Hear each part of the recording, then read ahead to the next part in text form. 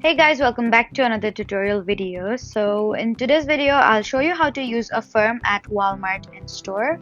So if you want to shop at Walmart and pay using Affirm, just follow along. First, open the Affirm app and check if you have an available payment option.